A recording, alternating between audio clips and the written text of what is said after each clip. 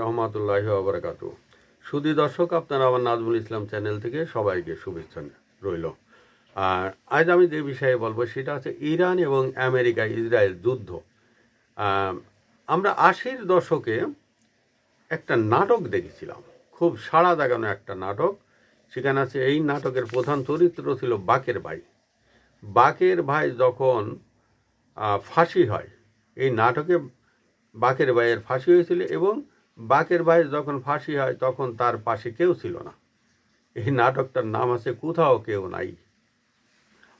সত্যি দর্শক, এই কথাটা এই জন্য বললাম,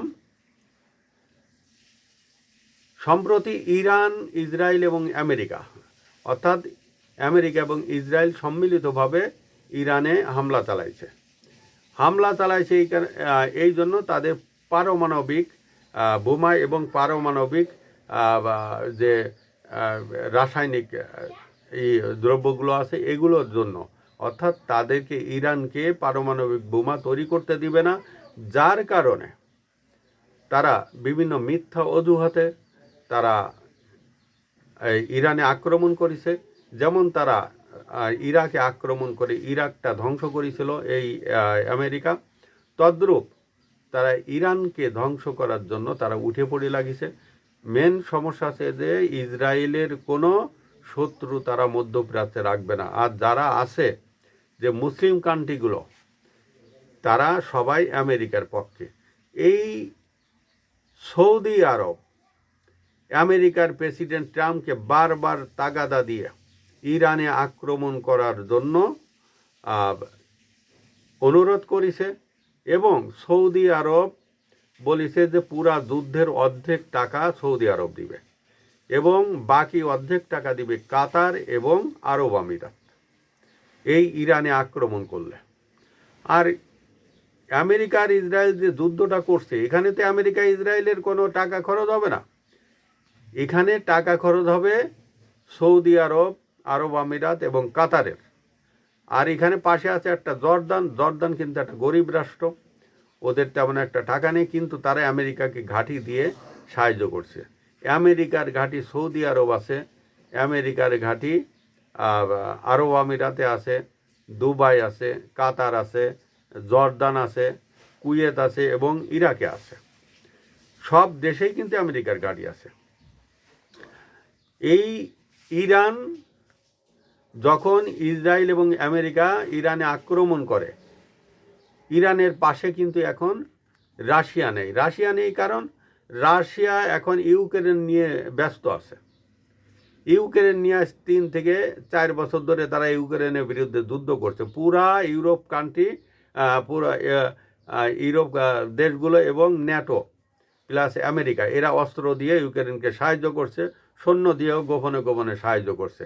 রাশিয়া সেখানে আটকে গেছে।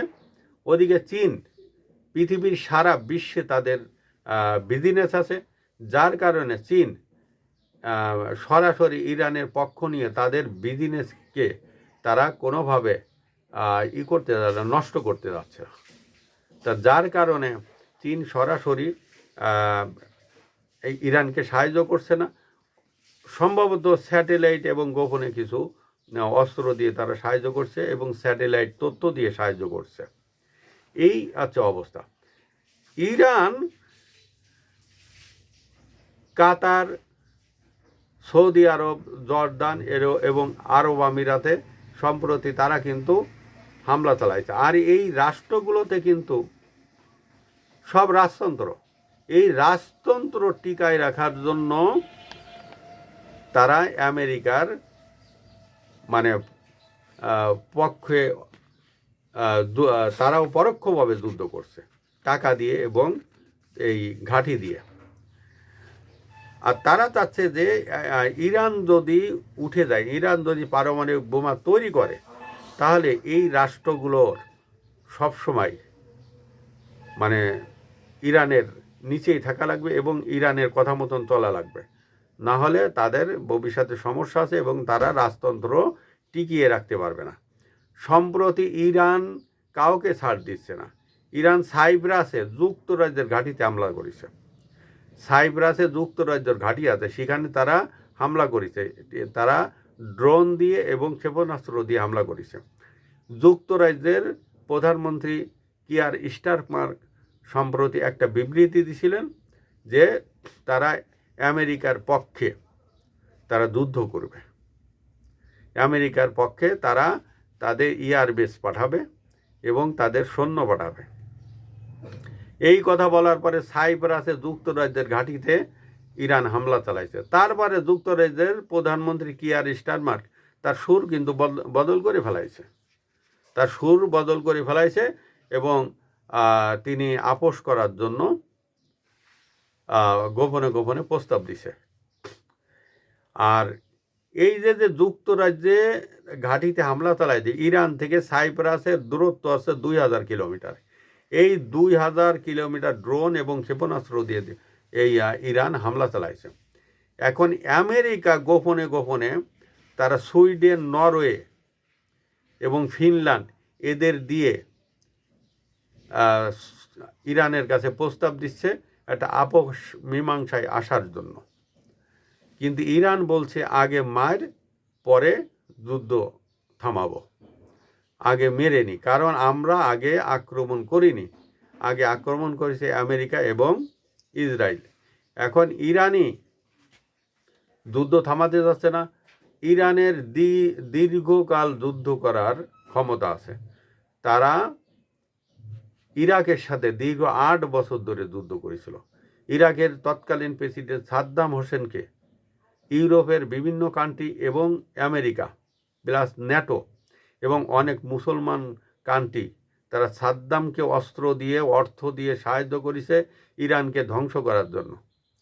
দীর্ঘ 8 বছর যুদ্ধ ছিল, কিন্তু দীর্ঘকাল যুদ্ধ করার এই যে একটা ক্যাপাসিটি, এই যে কলাকৌশল, এইটা কিন্তু আমেরিকার নাই, যার কারণে তারা দীর্ঘস্থায়ী যুদ্ধ যাচ্ছে। এইদিকে ইসরায়েল এবং আমেরিকা যুদ্ধ থামাতে যাচ্ছে। শুধু দর্শক, আপনারা আমার চ্যানেলটি সাবস্ক্রাইব এবং ফলো দিয়ে আমার সাথে থাকবেন। আসসালামু আলাইকুম ওয়া রাহমাতুল্লাহি ওয়া বারাকাতুহু।